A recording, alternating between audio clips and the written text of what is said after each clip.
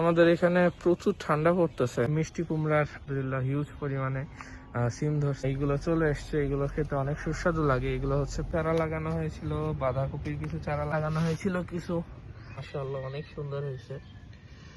আসসালামু আলাইকুম ভিউয়ার্স, আশা করি আপনারা সবাই ভালো আছেন। Welcome to my YouTube channel and let's go for my video. আসসালামু আলাইকুম ভিউয়ার্স, আশা করি আপনারা সবাই ভালো আছেন। তো চলে আসলাম নতুন আরো একটা ভিডিও নিয়ে। তো মূলত হচ্ছে আমাদের এখানে প্রচুর ঠান্ডা পড়তেছে। হ্যাঁ, তো এই ঠান্ডায় আমার সবজিগুলো বা যেগুলো আমি লাগাইছিলাম সেগুলোর আপডেটটা কি সেটাই আপনাদের দেখানোর জন্য আর কি মূলত হচ্ছে ভিডিওটা করা। তো ভিডিওটা বেশি কথা বাড়াবো না, তো চলেন আপডেটগুলো আগে দেখে নিই। সর্বপ্রথম আপনাদের সামনে দেখতেই পাচ্ছেন এই যে মিষ্টি কুমড়ার যেই চারাটা হয়েছিল আমাদের এখানে। তো আলহামদুলিল্লাহ মিষ্টি কুমড়া অনেক পরিমাণেই ধরা শুরু করছে। এখানে ধরতেছে, তারপরে হচ্ছে এই যে এখানেও আছে, হয়তো দেখতেই পাচ্ছেন আপনারা। তো আলহামদুলিল্লাহ মোটামুটি ভাবে গাছটা আর কি একটু প্রুনিং করে দেওয়া হয়েছিল, যাতে পাতাগুলো যেগুলো মারা গিয়েছিল ওই পাতাগুলো আর কি ছাঁটাই করে দেওয়া হয়েছিল, যেহেতু অনেক কুমড়া ধরছে আর কি। এই দেখেন এখানেও ধরছে আলহামদুলিল্লাহ।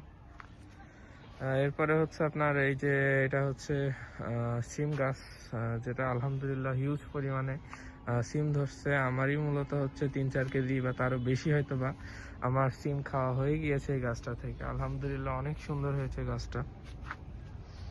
তারপর হচ্ছে এটা হচ্ছে আকাশি ঝাল। আকাশি ঝালের চারা আরো সামনে আছে। এই দেখেন এখনো ফুল আছে আলহামদুলিল্লাহ। মোটামুটি ভাবে সুন্দরই হচ্ছে গাছটা।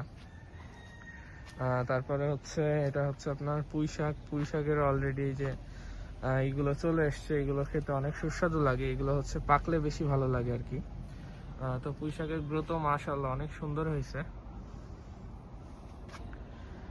পুঁই শাকটা মূলত লাগানো হয়েছিল অনেক দিনই হয়ে গিয়েছে, খাওয়া হয়েছে হিউজ পরিমাণে হচ্ছে আলহামদুলিল্লাহ। এই যে দেখতেই পাচ্ছেন আপনারা, আসলে এইসব জিনিসগুলো বলে বোঝানো যায় না। জিনিসগুলো ঘরের জিনিস খেতে বেশি সুস্বাদু লাগে আর কি। তো এইখানে হচ্ছে আপনার ওলকপির কিছু চারা লাগানো হয়েছিল, বাঁধাকপির কিছু চারা লাগানো হয়েছিল। গ্রোথ মাশাআল্লাহ ভালোই হয়েছে। পালং শাকও লাগানো হয়েছিল কিছু।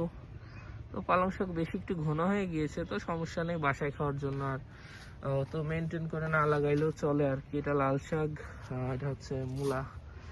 মূলাও মনে হয় আলহামদুলিল্লাহ নিচে একটু বড় হয়েছে, মূলা গাজর।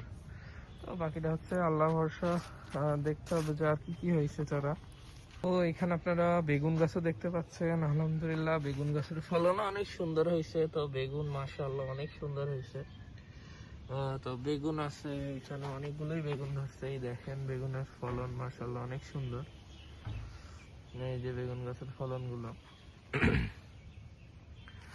তো মোটামুটি ভাবে অনেক গাছে বেগুন ধরছে। এই দেখেন এখানেও বেগুন। তারপরে এই গাছে বেগুন হয়েছে কিনা,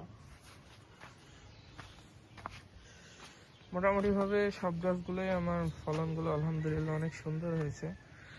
এই দেখেন এইখানেও বেগুন হয়েছে।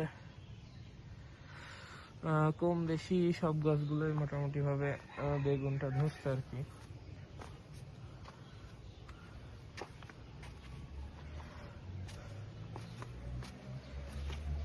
এই দেখেন এখানে ঝাল গাছের অবস্থা। এগুলো সবগুলো হচ্ছে প্রুনিং করে দেওয়া হয়েছে।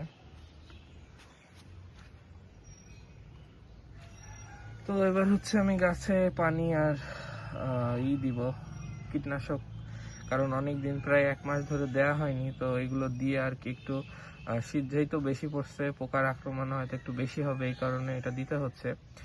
কীটনাশকে বলতে গেলে আমার হচ্ছে নিম তেল আর হচ্ছে জাজ, এই দুইটা দেওয়া হয়েছে। আর ওইটাতে হচ্ছে আপনার পানিতে সাথে মিশ করা হয়েছে হচ্ছে বোরন, তারপর কি কি সার আছে, যাই হোক ওই সারগুলো পাউডার সার ওইটা দিয়ে মিশ করে তারপরে এগুলো হচ্ছে দেওয়া হবে। তো এগুলো দিয়ে আমি আবার ভিডিওতে আসতেছি। তো ভিউয়ার্স, আমার গাছে পানি, বিষ যাই বলেন না কেন, সার টার সব দেওয়া কমপ্লিট। তো এবার আমার যেতে হবে হচ্ছে বাসায়, কারণ আদার্স অ্যানিমালগুলোকে আমাকে টেক কেয়ার করতে হবে। এখন সন্ধ্যা হয়ে গেছে প্রায়। তো আলহামদুলিল্লাহ এই ছিল আজকে এই ভিডিও। তো সবাই ভালো থাকবেন, নিজের পশু পাখির যত্ন নেবেন, নিজেদেরও যত্ন নেবেন, সামনে আরও শীত আসতেছে। তো আল্লাহ হাফেজ।